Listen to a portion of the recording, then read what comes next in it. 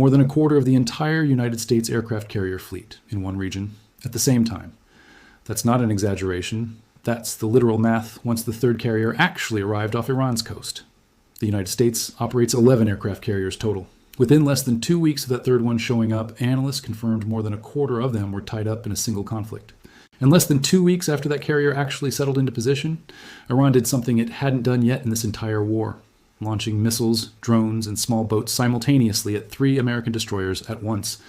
Let's break down exactly how the third carrier arrived, what Trump said about it that genuinely raised eyebrows, and exactly what happened in the Strait once Iran decided to test just how serious this new level of American commitment actually was, because the full sequence is considerably more layered than any single headline about it could capture. Let's back up and cover how this entire buildup actually started. Because the third carrier didn't arrive in a vacuum, it was the culmination of a steady escalation that had been building since the war's opening days.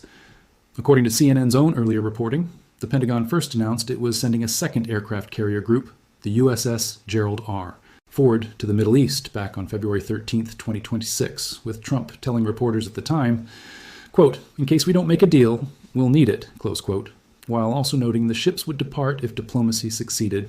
That framing is worth remembering because it shows the second carrier was explicitly presented as contingent on negotiations failing, not as an unconditional escalation.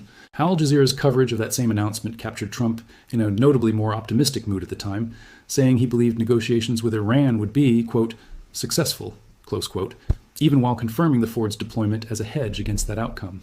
The fact that a third carrier was deploying just 2 months later tells you how quickly that early optimism about a negotiated resolution had faded by the time the Bush actually set sail. Let's start with the arrival itself, because the timeline and scale here matter enormously for understanding everything that followed. According to CNN's reporting, the U.S. military confirmed on April 23, 2026, that a third aircraft carrier had arrived in the Middle East, the highest number of American carriers deployed to the region in more than 20 years, according to defense analysts. CENTCOM announced in a social media post that the Nimitz-class USS George H.W. Bush had transited into its area of responsibility, joining the USS Abraham Lincoln, which had been operating in the Arabian Sea since January, and the USS Gerald R. Ford, stationed in the Red Sea.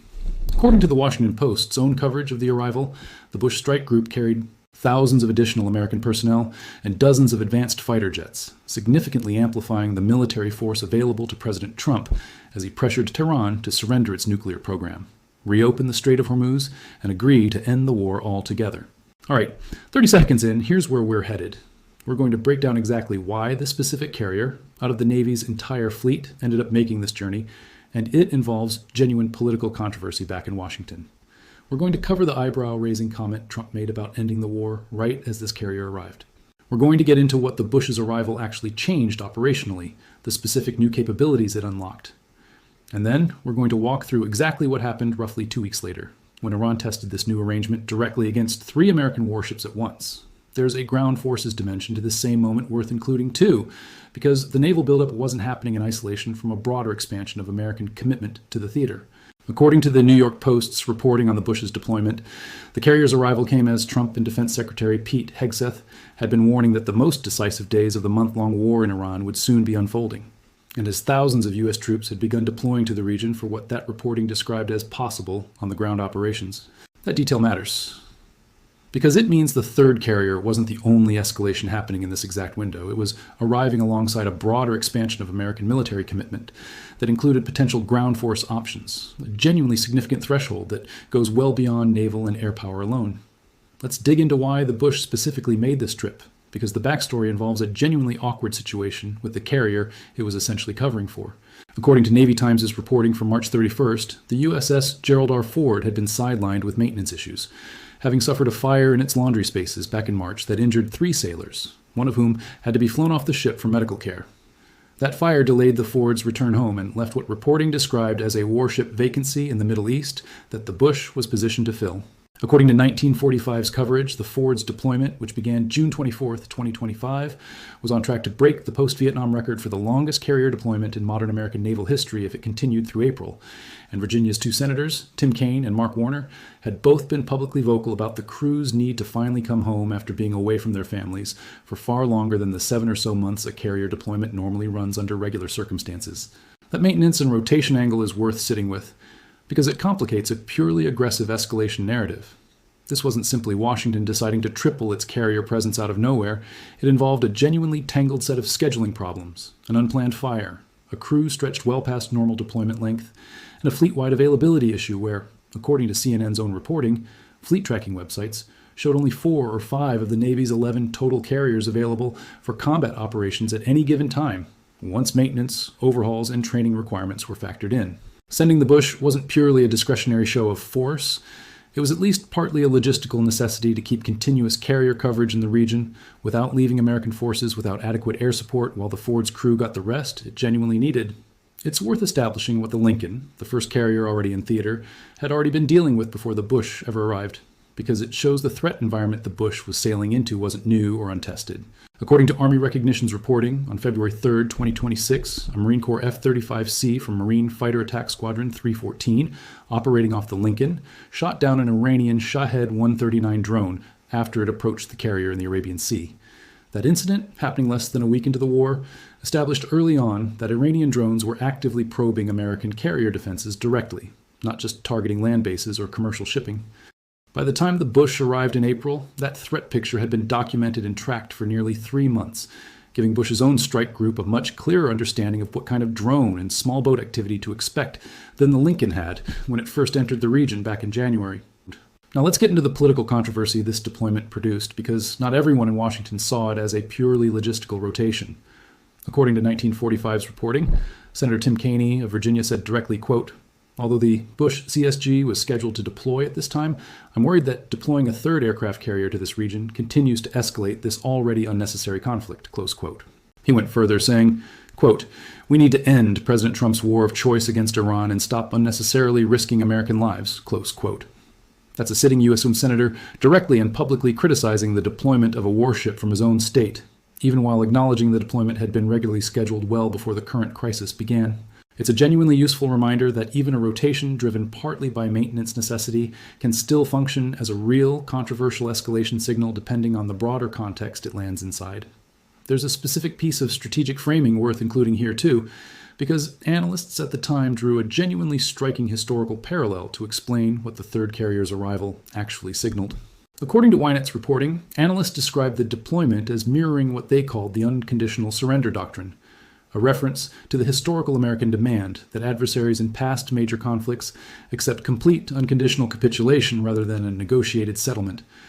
That same reporting noted the deployment underscored Washington's expectation that the conflict could last weeks or even longer, and that operating 3 carrier strike groups simultaneously allows the United States to sustain prolonged military operations without exhausting its forces, enabling continued pressure on Iranian military capabilities and government infrastructure, while maintaining the operational flexibility to rotate ships and crews and prevent excessive strain on any single strike group. That's a genuinely different strategic posture than a quick, decisive strike campaign. It's explicitly built around endurance, the ability to keep applying pressure indefinitely rather than racing toward a fast resolution. Let's talk about the comment from Trump that genuinely stood out from that same news cycle, because it tells you something about how open-ended this war's timeline actually was at that point.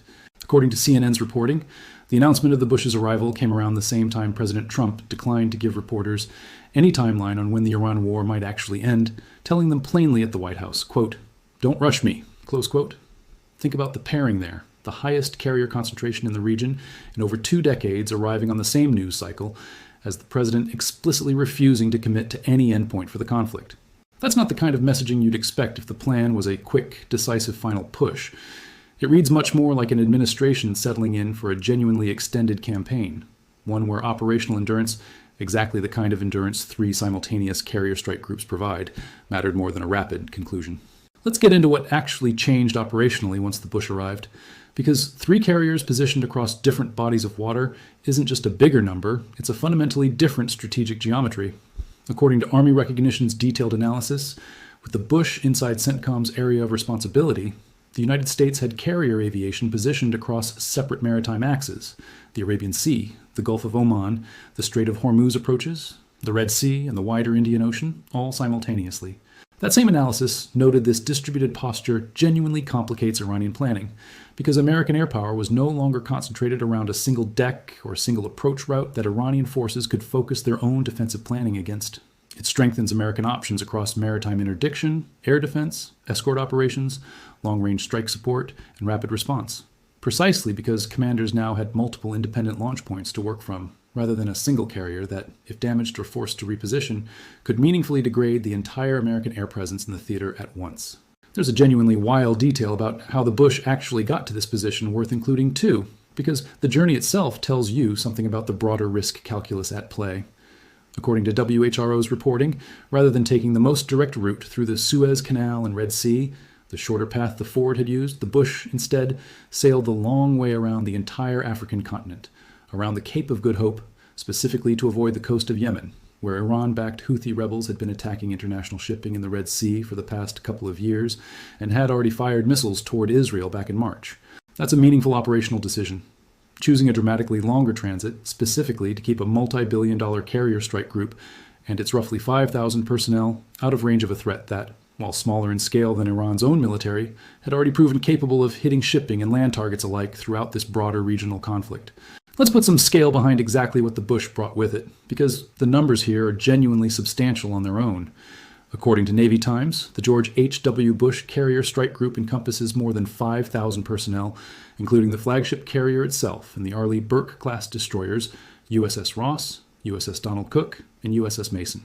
Carrier Air Wing 7 embarked aboard the Bush includes roughly 80 to 90 aircraft according to 1945's reporting, FA-18E and F Super Hornets, EA-18G Growler electronic warfare aircraft, E-2D Hawkeye airborne early warning planes, and MH-60 Seahawk helicopters. That's essentially a complete self-sufficient air wing, strike fighters, electronic warfare support, and airborne command and control, all embarked on a single deck and now operating as a third independent node in the broader American strike architecture across the region. There's a useful technical distinction worth making about the three carriers themselves because they're not identical ships, and the mix of classes involved tells you something about the overall fleet composition committed to this conflict.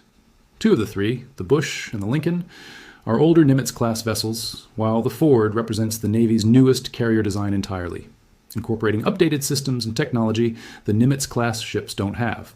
The Bush itself holds a specific distinction, according to 1945's reporting, as the 10th and final Nimitz-class carrier ever commissioned, back in 2009, meaning it represents essentially the last and most refined iteration of that particular carrier design before the Navy transitioned entirely to the newer Ford class going forward.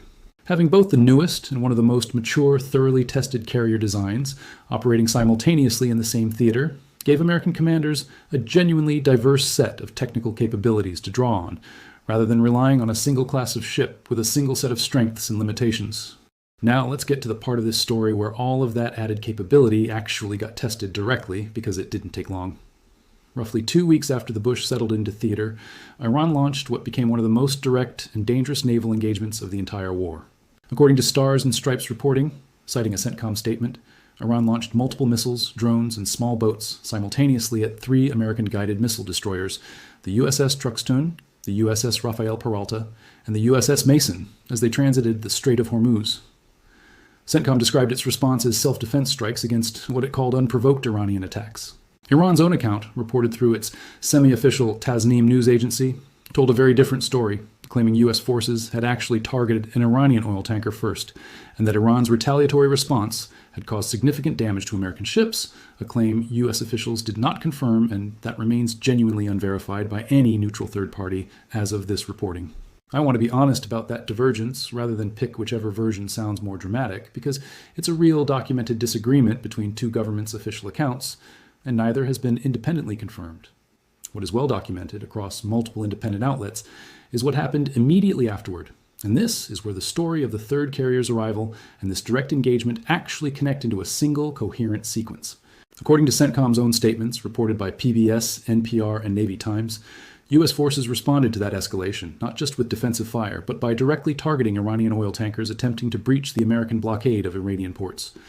On May 6th, a Super Hornet launched from the USS Abraham Lincoln disabled the rudder of the Iranian-flagged tanker MT Hasna using 20mm cannon fire. Then on May 8th, a Super Hornet launched specifically from the newly arrived USS George H.W. Bush fired precision munitions at 2 additional Iranian-flagged tankers, the MT Sea Star 3 and the MT Sevda, disabling both by striking their smokestacks before they could reach an Iranian port. That detail is worth pausing on directly, because it's the clearest possible evidence of what the third carrier's arrival actually changed in practical terms. The Bush wasn't just sitting in theater as a symbolic show of force. Within roughly 2 weeks of arriving, it was actively launching strike aircraft that disabled Iranian tankers as part of the ongoing blockade enforcement effort, directly following the largest coordinated attack on American destroyers this entire war had produced up to that point. 3 carriers spread across separate maritime axes meant that when Iran escalated against destroyers transiting the strait, the United States had multiple independent strike options available to respond immediately, rather than needing to redirect assets from a single concentrated carrier group that might have been positioned somewhere else in the theater at that exact moment. Let's dig into what actually made those tanker strikes technically significant, because the targeting choice tells you something important about American doctrine that goes beyond just having more carriers available. According to Army Recognition's detailed operational analysis, both strikes were deliberately engineered around what military planners call a mission kill approach, targeting propulsion systems, rudders, and smokestacks specifically, rather than cargo tanks or hull sections below the waterline. That distinction matters enormously. Hitting a tanker's cargo tanks risks a genuine environmental catastrophe, a massive oil spill in one of the most ecologically sensitive waterways on the planet, along with the very real possibility of killing crew members trapped below deck. Targeting the rudder or smokestack instead accomplishes the actual military objective, stopping the vessel from reaching an Iranian port without sinking the ship, spilling its cargo, or endangering the crew unnecessarily. That's precision engineering applied specifically to avoid unintended consequences, and having 3 separate carriers available to generate that kind of carefully calibrated strike on short notice, rather than needing to scramble whatever aircraft happened to be available from a single overstretched carrier, is part of what made that level of precision achievable so quickly after the destroyer engagement. Let's put the broader blockade context around these specific strikes, because they weren't isolated incidents. They were part of a much larger, sustained enforcement effort that the added carrier capacity was directly supporting. According to Wikipedia's documented record of the 2026 naval blockade, which formally began April 13th, just 10 days before the Bush arrived, CENTCOM confirmed 85 vessels intercepted and 3 ships seized outright over the following weeks, with an estimated cost to Iran of roughly $500 million a day, according to U.S. estimates.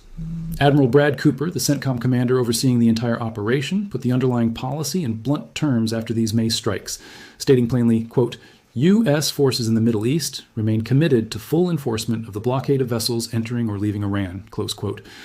That's a commander describing an ongoing, sustained enforcement posture, not a one-time punitive response.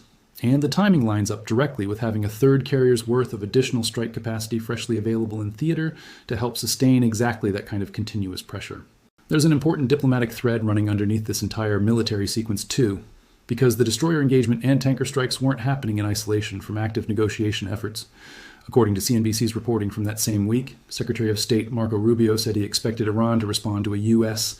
proposal aimed at ending the war entirely and setting up follow-on nuclear talks, telling reporters in Rome, quote, the hope is it's something that can put us into a serious process in negotiation, close quote. So the exact same week, Iran was launching coordinated attacks against 3 American destroyers, and the Bush was disabling Iranian tankers in response. Active diplomacy was simultaneously underway to try to end the war altogether. Trump himself, asked about the risk of this fighting derailing those negotiations, described the American strikes that week to ABC News in strikingly casual terms, calling them, quote, a love tap, close quote, while insisting a 4-week-old ceasefire was technically still in effect, despite everything that had just happened. That combination, active combat and active diplomacy running in parallel rather than sequentially, is worth understanding as the actual texture of how this war was being fought and negotiated simultaneously, not as 2 separate contradictory tracks. One more thing worth flagging before we get to the final analysis, because it matters for how much confidence you should place in everything laid out today. This story draws on a genuinely broad and independently sourced base, CNN's and the Washington Post's direct wire service coverage of the Bush's arrival, Navy Times's and 1945's Specialist Defense, reporting on the deployment's logistical background, Army Recognition's operational analysis of what the added carrier presence actually changed strategically, and CENTCOM's own statements confirming the destroyer engagement and tanker strikes that followed. The one place where the sourcing genuinely diverges is the May 7th destroyer engagement itself, where CENTCOM's account and Iran's Tasnim reported account of who struck first and what damage resulted simply don't match. And I've flagged that divergence rather than picking whichever version made for a cleaner story. Everywhere else in this timeline, the deployment dates, the political reactions, the operational details, multiple independent outlets converge on the same underlying facts. There's one more detail worth including about the Bush's own preparation before this deployment even began, because it shows the level of readiness the strike group brought with it. According to Navy Times' reporting, Carrier Air Wing 7 flew 1,586 sorties and logged 693 arrested landings during the day and 682 at night as part of its composite training unit exercise, completed on March 5th, just before the strike group's departure from Norfolk. That's an extraordinary volume of training flights compressed into a relatively short pre-deployment window, and it matters because it means the air wing that ultimately launched the Precision strikes against the Sea Star 3 and the Sevda wasn't improvising under pressure. It arrived in theater having already logged well over 1,000 practice sorties, specifically calibrated to prepare for exactly this kind of high-tempo, high-precision combat operation. Let's zoom out and connect this entire sequence together, because I think that's where the real strategic story sits. Iran watched the United States assemble more than a quarter of its entire carrier fleet in one region, across separate maritime axes specifically designed to complicate Iranian defensive planning, all while President Trump publicly refused to commit to any timeline for ending the conflict. And roughly 2 weeks later, rather than being deterred into de-escalation, Iran chose to test that exact arrangement directly, launching a coordinated missile, drone, and small boat attack against 3 American destroyers simultaneously, the most direct naval engagement of the entire war up to that point. Let's spend a moment on the 3 destroyers Iran actually targeted in that May 7th engagement, because understanding their role clarifies why this specific attack registered as such a significant escalation. The USS Truxtun, USS Rafael Peralta, and USS Mason are all Arleigh Burke-class guided missile destroyers, vessels equipped with the Aegis combat system specifically designed to detect and intercept exactly the kind of simultaneous missile, drone, and small boat threats Iran launched at them. These aren't lightly defended support vessels. They represent some of the most heavily armed and technologically sophisticated surface combatants in the entire U.S. Navy, purpose-built for exactly this kind of layered, multi-domain threat environment. Iran choosing to launch a simultaneous multi-vector attack against 3 of these ships at once, rather than testing a single, less capable vessel, tells you this wasn't a probing action or a minor provocation. It was a deliberate, significant escalation aimed at some of the most defended targets available in the entire strait. That's a genuinely important data point about how military buildup and deterrence actually function, or don't, in a conflict like this one. Overwhelming force didn't automatically produce Iranian restraint. If anything, it may have coincided with, though not necessarily caused, one of Iran's most direct and coordinated escalations of the entire conflict. What the American response to that escalation shows, though, is exactly why having that 3rd carrier positioned where it was mattered operationally, regardless of whether its presence deterred or failed to deter the initial Iranian attack. When Iran escalated, the United States had immediate distributed strike capability available to respond within days, launching precision strikes from the newly arrived Bush specifically, rather than needing to consolidate or redirect assets from a single carrier that might have been out of position or already committed elsewhere in the theater.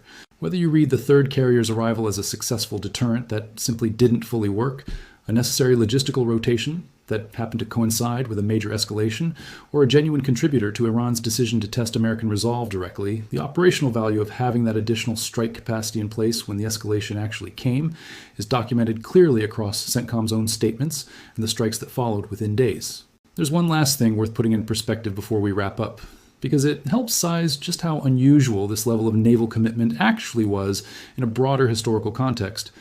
The last time the United States concentrated this many carrier strike groups in a single regional conflict was, according to defense analysts cited by CNN more than 20 years earlier, meaning an entire generation of naval officers and sailors had come and gone without ever personally experiencing a concentration of American carrier power quite like this one. That's not a small thing to note in passing. It represents a genuine departure from the operational tempo and force posture the U.S. Navy had settled into over the preceding 2 decades, and it helps explain why a senator like Tim Kaine, watching this unfold from Washington, felt compelled to publicly question whether the scale of the response still matched the scale of the actual threat, even while acknowledging the individual carrier's deployment had been scheduled well before the crisis reached this point. None of this tells us how the broader war ultimately resolves, and I want to be honest about that rather than force a tidy conclusion onto events that were still actively unfolding when this reporting was published. What the verified record does show, across CNN, The Washington Post, Navy Times, Army Recognition, 1945, and CENTCOM's own statements, is a United States military that committed an extraordinary, historically unusual concentration of carrier power to this conflict, more than a quarter of its entire available fleet, driven by a genuine mix of strategic pressure and logistical necessity, arriving at a moment when the president himself was refusing to promise any endpoint, and tested directly within 2 weeks by one of the most coordinated Iranian attacks of the entire war. So here's what I want to know from you, and I'd genuinely rather hear your own read on this than just hand you mine as the final word. Do you think Iran's decision to attack 3 American destroyers simultaneously, roughly 2 weeks after the third carrier arrived, represents Iran calling America's bluff on this massive show of force? Or was this escalation likely already planned, regardless of the Bush's specific arrival timing, just an unrelated coincidence in the broader war's timeline? And given that Senator Kenney's concerns about unnecessary escalation and risk to American lives were raised publicly before this direct destroyer engagement actually happened, do you think that kind of congressional pushback changes anything about how deployments like this get decided going forward? Or does the military's own logistical rotation needs simply override that kind of political objection, regardless of how loudly it gets voiced? Put your thinking in the comments, because this is one of those stories where a purely defensive, scheduling-driven deployment ended up sitting at the center of one of the most direct naval confrontations of the entire war, whether by design or by coincidence. Thanks so much for watching. Thanks for sticking with me through all the detail today. This was a genuinely dense one to piece together, and I will see you in the next one.